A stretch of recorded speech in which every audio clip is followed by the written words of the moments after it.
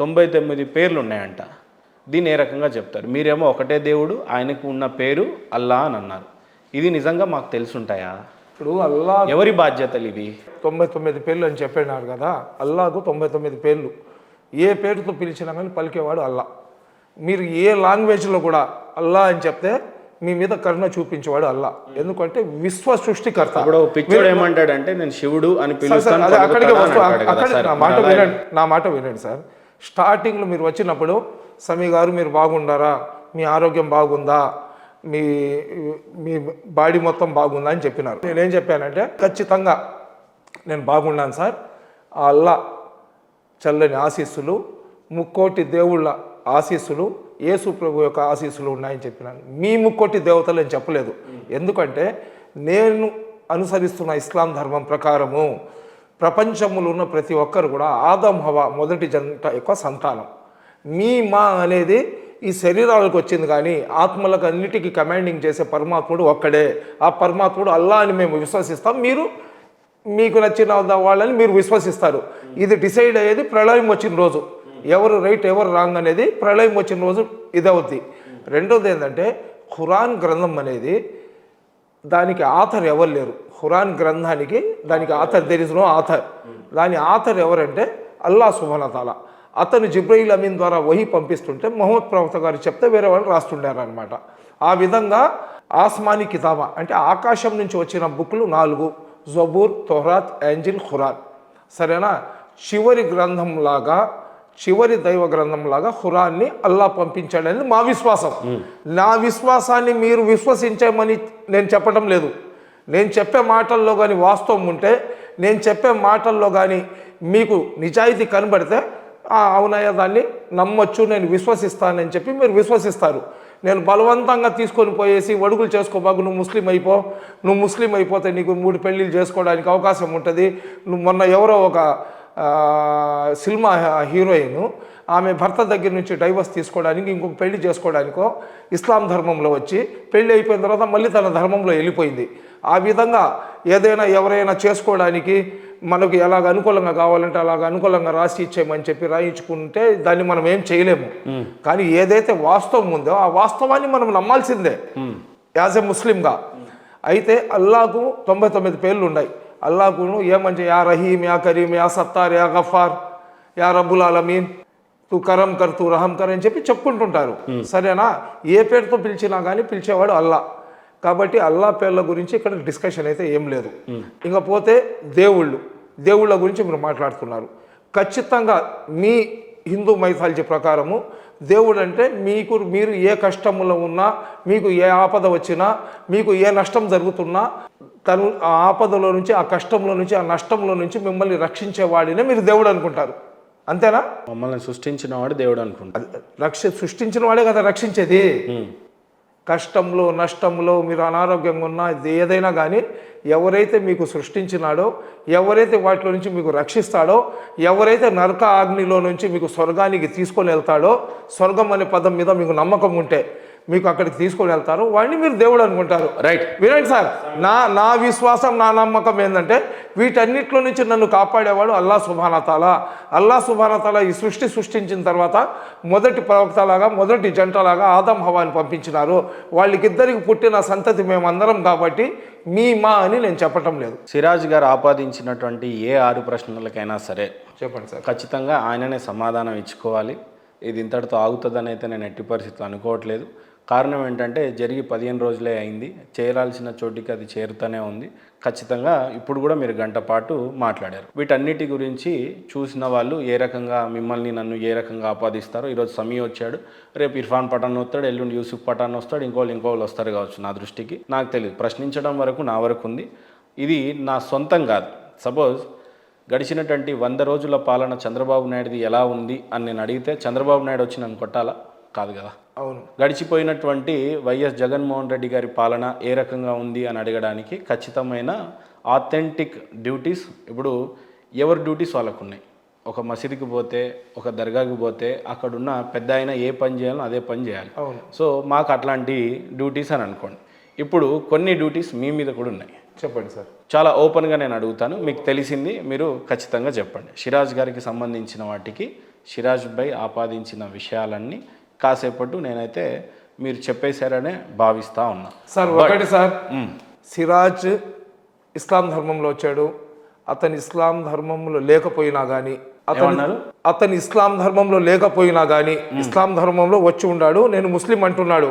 అతను ముస్లిం కాకపోయినా కానీ ఎవరైనా సరే తెలిసి తెలియకుండా ఈ మాటలు కానీ చెప్పి ఉంటే మేము అల్లా దగ్గర ఒకటే దువా చేస్తాం, యా అల్లా అతని తప్పుని క్షమించు, అతనికి సరైన మార్గంలో పెట్టమని చెప్పి. అంతకు మించి మనం ఏం చేయలేము.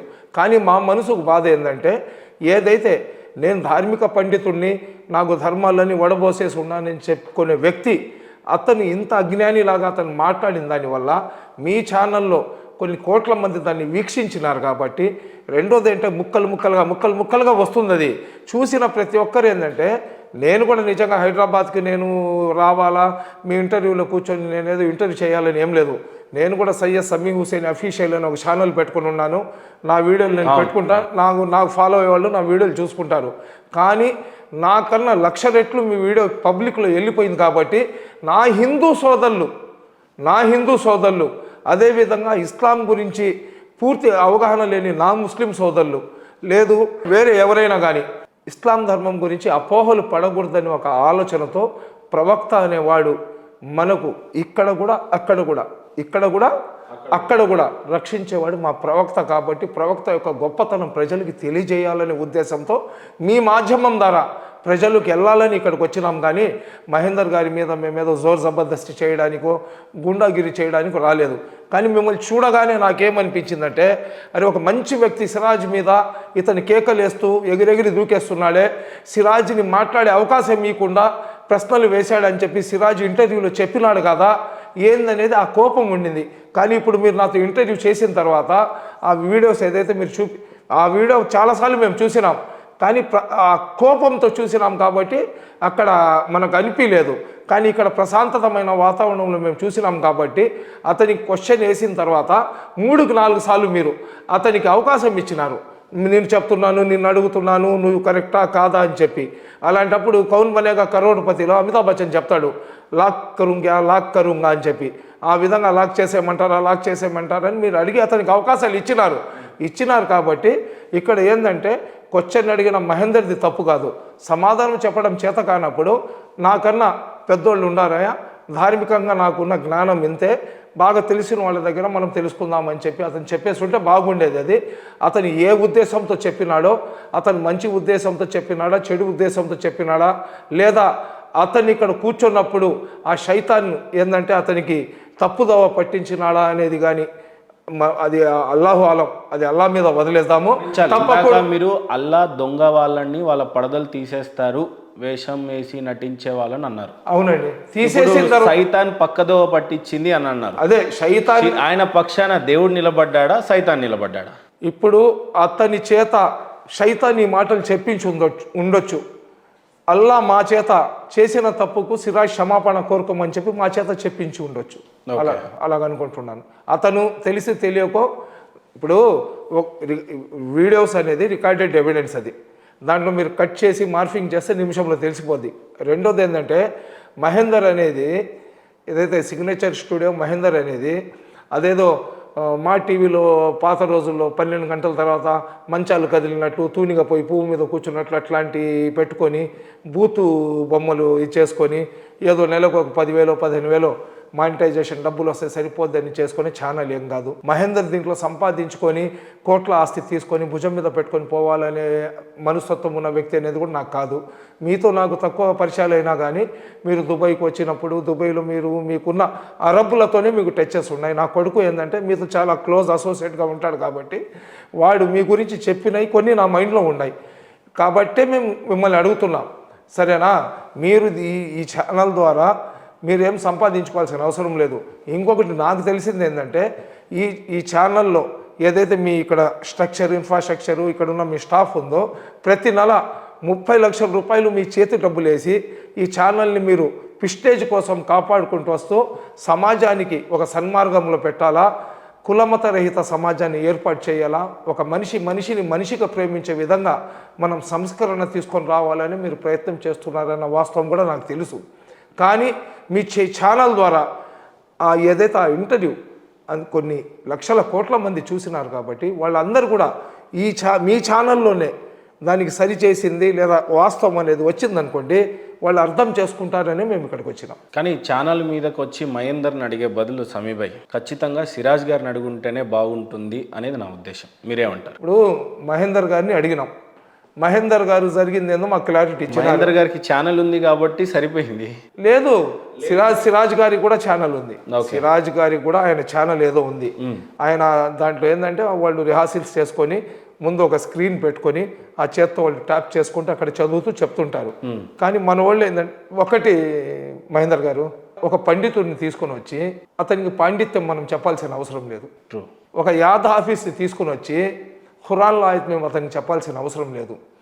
ఇది ఎవరు వింటారంటే ఒక పండితుడు వచ్చి పండితులకు ఏం చెప్పలేడు. అతను వచ్చి పాండిత్యం తెలియని వాళ్ళ గురించి వాళ్ళకు కూర్చోబెట్టి చెప్తారు. ఈ ధార్మికంగా ఖురాన్లో ఆలిం వచ్చి ఏం చెప్తాడంటే ఖురాన్ గురించి తెలియని వాళ్ళకి అతను చెప్తాడు. ఇక్కడ నేను ముందే మీకు స్టార్టింగ్లో చెప్పినాను, ఏమని చెప్పినానంటే ఏదైతే మన బిడ్డలు ఉన్నారో వాళ్లకు ఉదయాన్నే లేయగానే ఫ్రెష్ అయిపోండి, స్నానం చేసుకోండి, మీరు ఆడ పోండి, పోతూ అదిగో అక్కడ దేవుడి పటం ఉంది, దానికి దండం పెట్టి బొట్టు పెట్టుకొని వెళ్ళిపోంటారు. ఆ దేవుడి పటానికి దండం ఎందుకు పెట్టుకోవాలా, బొట్టు పెట్టుకుంటే వచ్చే లాభం ఏంది, అది మనం ఏం చెప్పం. ఫాలో అయిపోయినమాట. అదే సరేనా. నేను చెప్పింది ఏంటంటే ముందు స్టార్టింగ్లో నేను చెప్పింది అంటే ధార్మికంగా ఖురాన్ ఏం చెప్తుంది, ఖురాన్లో ఉన్న మంచితనం ఏంది, అదేవిధంగా మీ పురాణాలు భగవద్గీత కానీ రామాయణం కానీ మీ పురాణాలు దాంట్లో ఉన్న మంచి ఏంది, అది ఏంది అనేది వాళ్ళకి చెప్పాలా. అదేవిధంగా బైబిల్లో ఉన్న మంచితనం ఏందని బిడ్డలకు నేర్పించాలా. దాని గురించి తెలియనప్పుడు ఇప్పుడు వచ్చేసి నేను అదే కదా చెప్పింది నేను, యజుర్వేదంలో 13వ అధ్యాయంలో 24వ శ్లోకంలో ఈ విధంగా రాసి ఉన్నారండి, దాంట్లో ఈ విధంగా రాసి ఉన్నారండి, ఉపనిష్పత్తులు ఇలాగ రాసి ఉన్నారని చెప్పి నేను కూడా చెప్పేస్తాను. మీరు నమ్మేయాల్సింది, ఎందుకంటే మీకు తెలియదు అది. నేను అదే అలాగే ఇస్లాం ధర్మంలో కూడా నేను 0.1% నాకన్నా 1,00,000 రెట్లు సిరాజ్ మంచి నాలెడ్జ్ కమాండింగ్ ఉన్న వ్యక్తి. అతను ఈ విధంగా ఎందుకు చెప్పాడు, అతను ఈ విధంగా చెప్పే పరిస్థితే లేదు, మీరు ఏదైనా మార్ఫింగ్ చేసి మీరు చేశారా అనే మేము ఇక్కడికి వచ్చినాం. ఇక్కడికి వచ్చిన తర్వాత దూత్ కా దూత్ పానీ కా పానీ అయిపోయింది, ఉన్న వాస్తవం ఏందని తెలిసింది. కాబట్టి సిరాజ్ గారిని కూడా ఖచ్చితంగా అడుగుతాం. దానికి అతను క్షమాపణ, ముస్లిం సమాజానికి అతను క్షమాపణ చెప్పాలా, ఖచ్చితంగా దానికి క్లారిఫికేషన్ ఇవ్వాలా. రెండోది అతను మళ్ళీ కల్మా చదివేసి ఇస్లాంలో రావాలా. కారణం మొహమ్మద్ ప్రవక్త మీద విశ్వాసం లేనివాడు వాడు ముస్లిం కాడని చెప్పి 20 సార్లు చెప్పినాను మహేందర్ గారు. ఇప్పుడు 21వ కూడా చెప్తున్నాను. మొహమ్మద్ ప్రవక్త మీద నాకు విశ్వాసం లేకపోతే నేను ముస్లిం కాదు. ఇప్పుడు మీరు షియా అన్నారు, వాళ్ళు మొహమ్మద్ ప్రవక్తను నమ్మరు కాబట్టి దే ఆర్ నాట్ ముస్లిమ్స్, అంతే. వాడు ముస్లిం కాని వాడి గురించి నేను చర్చించుకొని ఏం లాభం. ఈయన కూడా షియా కావచ్చు మరి, దానికి క్లారిఫికేషన్ ఇచ్చుకోవాలి. అతనికి అడుగుతాం మేము. ఓకే, అడుగుతాం. దీన్ని ఇక్కడతో ఆపొచ్చా? మీరు ఇంకొక చాలా పెద్ద మాట చెప్పారండి, చాలా నాకు మనసుకు బాధ కలిగింది. అదే ఆ ఒడుగు గురించి ఏదో మాట్లాడుతూ ఏందండి మీరు ఏదో కిందది కోయించుకుంటే ముస్లింలు అవుతారా అని చెప్పి ఆ వర్డ్ ఏదో చెప్పండి, ఎలాగ చెప్పారు. సున్నతి చేయించుకుంటే అలాగే చెప్పలేదు, కింద కోసుకుంటే ముస్లిం అన్న కింద చెప్పారు. సరే ఏమన్నానో మీరు చెప్పండి, నాకు గుర్తొస్తుంది. బహుశా నిజంగానే హానెస్ట్లీ మీరు బాగా కోపంలో వచ్చేసి, బాగా ఉద్రేకంలో వచ్చేసి సున్నతి ఆ డిస్కషన్ జరిగేటప్పుడు కింద ఉన్న చర్మం కోయించుకుంటే ఇప్పుడు కాస్త చరిత్రని మీ గురించి అడగని, ఎందుకంటే ఈ మధ్యకాలంలో ఛానళ్ళు పెట్టి చాలా అగ్రెసివ్గా మంచి పనులు చేస్తున్నారు. కొన్ని చాలామంది మెప్పు పొందుకునే పనులు కూడా చేశారు. ఉదాహరణకి మొన్న క్రిస్మస్కి పోయారు, కేక్ కట్ చేశారు, అది చాలా బాగా నచ్చింది నాకు. మొన్న రీసెంట్గా వినాయక చవితికో ఆ టైంలో కూడా మీరు వెళ్ళి చాలామందికి చాలా మంచిగా ఉన్నారు, కలిసిమెలిసి అయితే చాలా బాగున్నారు. అయితే భారతదేశం అనగానే అఖండ భారత్ని మౌలానా ఆజాద్ గారు కలలు కన్నారు. ఆయన ఒక ముస్లిం. అంతేకాకుండా వాళ్ళు వచ్చినటువంటి 4 ఫాదర్స్ సౌదీ నుంచి వచ్చారు. వాళ్ళ 4 ఫాదర్స్ మొత్తం సౌదీ నుంచి వచ్చారు. అలాంటి వ్యక్తి అఖండ భారత్ని కోరుకున్నాడు. ఈ భారతదేశం అంతా కూడా ఒకటిగానే ఉండాలి, విడిపోవడానికి వీల్లేదు అని అన్నారు. భారతదేశంగానే ఉండాలి. ముస్లింగా విడిపోయిన తర్వాత ముస్లింలో ఉన్నటువంటి కలహాల వల్ల డెవలప్మెంట్కి ఏమన్నా ఇబ్బంది వస్తుందేమో, అన్నదమ్ములుగా ఒకే సంతతి. ఈవెన్ అయినా ఒక వేదిక మీద, నేను వికీపీడియాలో చదివిందే, ఒక వేదిక మీద ఏ రకమైన స్పీచ్ ఇచ్చాడు అని అంటే, భారతదేశంలో హిందువులు అనేక ఏళ్ల నాటి నుండి ఇక్కడ ఉన్నారు, మేము వచ్చి 1000 years అవుతుంది, 1100వ శతాబ్దంలో చెప్పినటువంటి ఆ వికీపీడియా బిట్ అనేది చదివారు. అఖండ భారత్ని కోరుకున్నటువంటి ఆ వ్యక్తియే మౌలానా ఆజాద్ గారే ఎడ్యుకేషన్ మినిస్టర్గా కూడా ఉండడం జరిగింది. ఆయన అఖండ భారత్ కోరుకున్నారు, బాగుంది. కొంతమంది అఖండ భారత్ కాదు, ఇక ఆయన ఏ భారత్ కోరుకుంటున్నాడో ఆయనకే తెలిసి ఉండాలి. మీరు సమీ హుసేనీగా అందరం బాయ్ బాయ్ అని అంటున్నారు, భిన్నత్వంలో ఏకత్వం అనే పదం మీ దగ్గర చాలాసార్లు ఉన్నా, దాని ఉద్దేశం ఏంటి? భారతదేశంలో ఈ అంతర్గత కలహాలు లేకుండా ఉండడానికి మీరు ఏ రకమైన చర్యలు తీసుకుంటారు? 3, ఈ రకంగా మాట్లాడేటువంటి వ్యక్తుల పట్ల 20 సంవత్సరాలు స్పేస్ ఇచ్చారు ఆయనకు, కానీ 20 సెకండ్లు కూడా మీరు సహించడానికి సిద్ధంగా లేరు. సో ఈ రకమైనటువంటి పరిస్థితులలో మీరు ఎట్లా స్పందిస్తారు? సార్, భారతదేశం అఖండ భారత్ అనేది కేవలం భారతీయుడిగా నేను ఏ మతమైన ఉండొచ్చు, అఖండ భారత్ని మీరు చూడాలనుకోవట్లేదా? ఖచ్చితంగా సార్, అఖండ భారతదేశం లాగా ఏదైతే భారతదేశం ఉందో, భారతదేశానికి స్వాతంత్రం రాకముందు అఖండ భారతదేశం లాగా ఉండింది. అఖండ భారతదేశంలో ఉన్న హిందువులు ముస్లింల సోదర భావం, ఈ అన్నతమ్ముల అనుబంధం, ఒకడికి గాయమైతే ఒకడి కళ్ళలో వచ్చే కన్నీళ్లను చూసి బ్రిటిష్ వాళ్ళు భయపడిపోయేవాళ్ళు. బ్రిటిష్ వాళ్ళే ఈ కులాల మతాల మధ్య చిచ్చు వేసినారు. హిందువులు ముస్లింలు సున్నీలు షియాలు, అదేవిధంగా వైష్ణవులు, సరేనా, శైవులు వైష్ణవులు అని చెప్పి మనలోనే తెగల్ని తీసుకుని వచ్చినారు. తర్వాత ప్రతి మనిషికి ఏంటంటే ఆధిపత్యం చెలాయించుకోవాలనే కోరిక ప్రతి మనిషిలో ఉంటుంది. వాడికి ఈగో ఉంటుంది అనమాట. 10 మందిలో నేను సపరేట్గా కనబడాలా, 10 మంది నాకు చూడాలా, 10 మంది నా గురించి గొప్పగా చెప్పుకోవాలని ఇది ఉండే మనస్తత్వము ప్రతి మనిషిలో ఉంటుంది. కొందరిలో తక్కువ ఉంటుంది, కొందరిలో ఎక్కువ ఉంటుంది. ఆ విధంగా ఆ రోజు మొహమ్మద్ అలీ జిన్నా ఏంటంటే భారతదేశానికి, అఖండ భారతదేశానికి నేను మొదటి ప్రధానమంత్రి అవ్వాలనేది అతని ఆలోచన, అతని ఆకాంక్ష.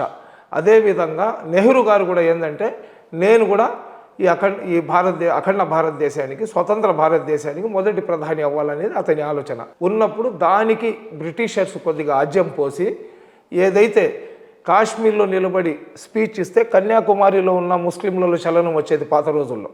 మైనార్టీ నాయకులు ఎవరైనా కాశ్మీర్లో ఒక స్పీచ్ కానిస్తే కన్యాకుమారిలో ఉన్న మైనార్టీ నాయకుడు కూడా అరే మా లీడర్ చెప్పాడరా, వాడి అడుగుజాడలు వాడి బాటలో మేము వెళ్ళాలరా అని చెప్పే భావన ఉన్న రోజులు ఆ రోజుల్లో. ఏది భారతదేశ స్వాతంత్ర పోరాటానికి ముందు జరిగిన రోజుల్లో నేను చెప్పేది. అదేవిధంగా మహాత్మా గాంధీ గారికి అనుసరించే వాళ్ళు ఉండేవారు, సుభాష్ చంద్రబోస్ గారికి కూడా అనుసరించే ఉన్నవాళ్ళు. ఈ అఖండ భారతదేశం, ఇక్కడ ఉన్న సంస్కృతి, ఇక్కడ ఉన్న సోదర భావం మీద ప్రేమ కానీ లేకపోతే, జై హింద్ అని నినాదం ఇచ్చింది కూడా ముస్లింలే. భారతదేశానికి త్రివర్ణ పతాక ఏదైతే డిజైన్ ఉందో చేసింది కూడా ముస్లింలే. క్విట్ ఇండియా ముద్ద ఉద్యమం పేరు తీసుకుని వచ్చింది కూడా ముస్లింలే. అదేవిధంగా ఈ దేశ స్వాతంత్రం కోసం హిందూ సోదరులతో సమానంగా ప్రాణ త్యాగాలు చేసి గేట్వే ఆఫ్ ఇండియాలో 60,000 మంది ముస్లిం ఆలింల పేర్లు రాయించుకుని కూడా ముస్లింలే. స్వాతంత్రం అనేది ఏ ఒక్క ధర్మము, ఏ ఒక్క వ్యక్తి, ఏ ఒక్క కులం, ఏ ఒక్క మతంతో రాలేదు. అది అయితే మా పెద్దల త్యాగ ఫలితాలు. మాకు స్వాతంత్రము వాళ్ళందరూ కూడా వాళ్ళ సర్వస్వాన్ని నాశనం చేసుకొని ఈ దేశం సస్యశ్యామలంగా ఉండాలనే ఒక ప్రయత్నం ఏదైతే వాళ్ళు చేసినారో ఆ ప్రయత్నంలో సక్సెస్ అయింది. ఈరోజు రెడీమేడ్గా స్వాతంత్రం వచ్చిన భారతదేశంలో రెడీమేడ్గా మేము పుట్టేసి తిన్నది అరగకుండా ఆ ధర్మం మీద, ఈ ధర్మం మీద, ఆ ధర్మం మీద రాళ్ళు రప్పులు వేసుకుంటూ మీరు గొప్పోళ్ళ మేము గొప్పోళ్ళం అని చెప్పి దేశాన్ని విచ్ఛిన్నం చేసుకుంటున్నాం, కానీ ధర్మాన్ని విచ్ఛిన్నం చేయటం లేదు. ధర్మం తన ప్రదేశంలో ధర్మం ఉంది, కానీ దేశం విచ్ఛిన్నం అయిపోతుంది, సోదర భావం విచ్ఛిన్నం అయిపోతుంది. కారణం ఏమంటారు? సోదర భావాన్ని విచ్ఛిన్నం చేసే వ్యక్తులు ఏమంటారు? సోదర భావం విచ్ఛిన్నం చేసే వ్యక్తులను దేశద్రోహులు అంటానండి నేను. ఎందుకంటే దేశం ఎప్పుడు బాగుంటుంది? మీరు నేను హెల్తీ అట్మాస్ఫియర్లో ఉంటేనే బాగుంటుంది. మీ ఇల్లు నా ఇల్లు పక్కన, మీరు ఇక్కడే ఆ ఇంట్లోనే ఉండాలా, నేను నా ఇంట్లోనే ఉండాలా. వచ్చేటప్పుడు నేను మీ ముఖం చూడాలా, మీరు నా ముఖం చూడాలా. అలా కాకుండా ఒకళ్ళని చూసి ఉమ్ముకునే పరిస్థితి. నాకు ఏదైనా హార్ట్ స్ట్రోక్ వచ్చి నేను కేకలు పెడుతున్నా కానీ పోనీ చచ్చిపోని నేను వెళ్ళనని చెప్పి మీరు, లేదా మీకు ఏదైనా ప్రాబ్లం వస్తే పోనీ అని చెప్పి నేను ఇంట్లో కూర్చొని పరిస్థితిని ఎందుకు క్రియేట్ చేస్తున్నారంటే ఈ దేశం మీద ప్రేమతో కాదు, మనిషిలో ఉన్న అహంకారం, మనిషిలో ఉన్న స్వప్రయోజనాల మీద ఉన్న కోరికలు, వాళ్ళకు ఏదో ఒక మనం డబ్బులు సంపాదించుకోవాలా, లేదా రాజకీయంగా హోదా సంపాదించుకోవాలా, లేదా మనం ఏదో కాంట్రవర్సిటీ మాట్లాడేసి అబ్బా ఈయన భలే మాట్లాడుతున్నాడు, హిందూ ధర్మాన్ని ఏకి పారేస్తున్నాడు అని చెప్పి ముస్లింలు ఈయననే ప్రొటెక్టర్, ఇంకా వేరే హిందూ ధర్మంలో నుంచి ఈయన భలే ఉన్నాడయ్యా ఏకి పారేస్తున్నాడు ముస్లింలకు అని చెప్పి ఇంకొకళ్ళు వచ్చి క్రిస్టియన్లకు ఏకిపారేసారు. ఇప్పుడు కొన్ని యూట్యూబ్ ఛానళ్ళు ఉన్నాయి సార్, అది ముస్లింలకు సంబంధించినవి కానివ్వండి, హిందూ సోదరులకు సంబంధించినవి కానివ్వండి, క్రిస్టియన్లకు సంబంధించినవి కానివ్వండి. నేను ఒకటే చెప్పుకుంటూ మీ మాధ్యమం ద్వారా 2 చేతులు జోడించి భారతదేశంలో ఉన్న ప్రతి భారతీయుడికి, ప్రతి అన్న తమ్ముడికి, ప్రతి బిడ్డకు, ప్రతి అక్క చెల్లికి, ప్రతి ఆడబిడ్డకు నేను ఒకటే చెప్తున్నాను సార్, ఈ దేశంలో దేవుళ్ళలో కులాలు మతాలు కానీ ఉంటే సూర్యుడు హిందువులకి సూర్యరశ్మి ఇస్తాడు, చంద్రుడు హిందువులకే ఏదైతే వెన్నెల ఉందో అది ఇస్తాడు. మీలో గాలి దేవుడు, అగ్ని దేవుడు, సూర్యదేవుడు, చంద్రదేవుడు, భూమాత ఇన్ని ఉన్నాయి కదా, అవి కేవలం హిందువులనే ప్రేమిస్తుంటే వాళ్ళు మమ్మల్ని చంపేయవచ్చు కదా. 10 నిమిషాలు ఆక్సిజన్ మాకు అందకపోతే అందరం చచ్చిపోతాం కదా, హిందూ ధర్మం మేము మిగిలిపోద్ది కదా. సూర్యుడు మీకు ఎంత టెంపరేచర్ కావాలో అంతే టెంపరేచర్ మీ మీద పెట్టి మా మీద 200-300 డిగ్రీల టెంపరేచర్ ముస్లింలు దేవుడు కదా, సర్వాన్ని సృష్టించిన వ్యక్తి కదా, వాళ్ళకు మేము ఇష్టం లేకపోతే దేవుడే మాకు చంపేస్తారు కదా. మీ దేవుళ్ళు మా అల్లా లేదా వాళ్ళ ప్రభు అందరు కావాలంటుంటే మీకేంది ఇబ్బంది? మీరెందుకు నాశనం చేసేయాలనుకుంటున్నారు ఈ దేశాన్ని?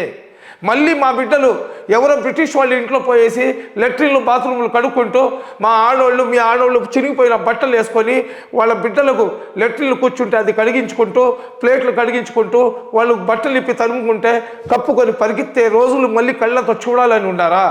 ఎందుకు ఈ దేశాన్ని నాశనం చేసేయాలనుకుంటారు? పోయేటప్పుడు ఎవరేం తీసుకొని వెళ్ళరు, వచ్చేటప్పుడు చేతులు మూసుకొని వచ్చినాం. తల్లి గర్భంలో నుంచి వచ్చేటప్పుడు చేతులు మూసుకొని వచ్చినాం. తల్లి గర్భంలో నుంచి మేము చచ్చిపోయి ఈ తల్లి ఒడిలో పోయేటప్పుడు చేతులు చాసుకొని వెళ్తాం. ఏముండదు ఒంటి మీద. మీ ధర్మం కానీ మా ధర్మం కానీ ఏ ధర్మం కానీ ఎందుకు దేశాన్ని నాశనం చేయాలనుకుంటున్నారు మనకు అర్థం కావటం లేదు.